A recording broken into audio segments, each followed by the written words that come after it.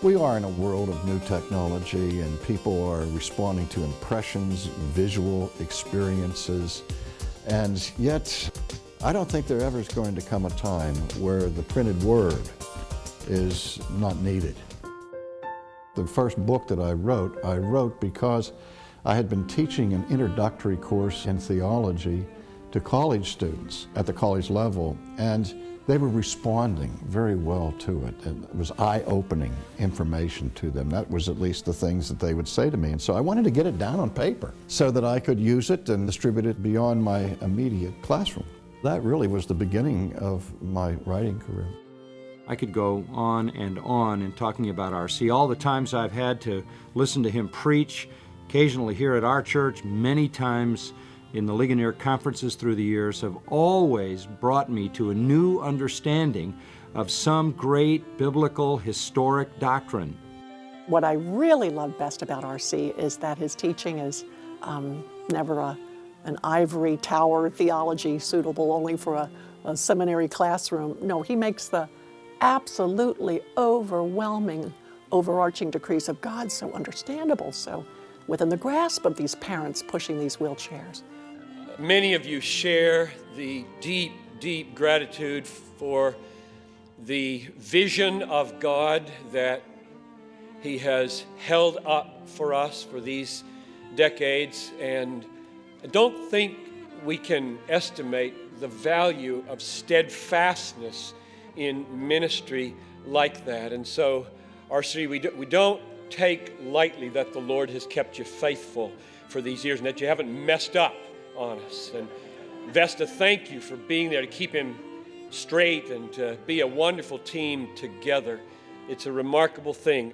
R.C. is the past master in taking very difficult doctrines that theologians sometimes struggle to explain and express, and breaking them down in such a way that they are not only digestible for interested, intelligent, popular audiences, but actually evoke enthusiasm and delight and a desire for further study in those audiences. The first R.C. Sproul book I read was probably The Holiness of God, and I was absolutely stunned by the display of the glory of God. One of the best things anybody can ever do is to help us to see God in His glory and in His holiness. And R.C. in our generation has probably done that better than anyone else. Somebody once said to me, R.C. Sproul is a writing machine. No, he's not. Machines don't have to live what they give forth. I think the themes that R.C. addresses gives us the capacity of the man, the depth of his thinking, that incredible blend between theology, philosophy, and then the practical implications of it, and then that God-given gift of rhetoric that he has. One of the things that's really striking about R.C.'s ministry is the range of things that he's written. Partly the range of biblical topics that he's covered, the range of topics in theology, but also very interestingly, as his ministry has gone on, to write books for children.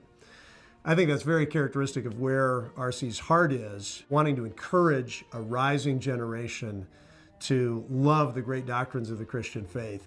You know, for decades now, his books have kept the flame of orthodoxy alive, even as our culture has drifted further from biblical truth.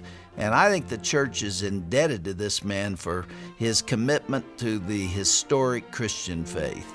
He knows when to be humorous. He knows when to be serious. He's a real human being. He's passionate about what he's teaching. He really matches Augustine's, I think, model of the teacher. He's driven by love of God. He is absolutely passionate about love of the subject he teaches, theology, and he dearly loves the people he teaches. He wants to see the church nourished in God's truth. You put all that together, you got R.C. Sproul. It's an incredible combination. I wanted to help people recover the giants of the past, because there's a certain common substance that you get in all of them. And what I found in those great giants of the past was an overwhelming, passionate soul commitment to the transcendent majesty of God. These men were intoxicated by the greatness of God. And that was the message that captivated me, and that's what I have wanted to communicate through my teaching and through my writing more than anything else, more than a particular school of thought, is a content of the character of God.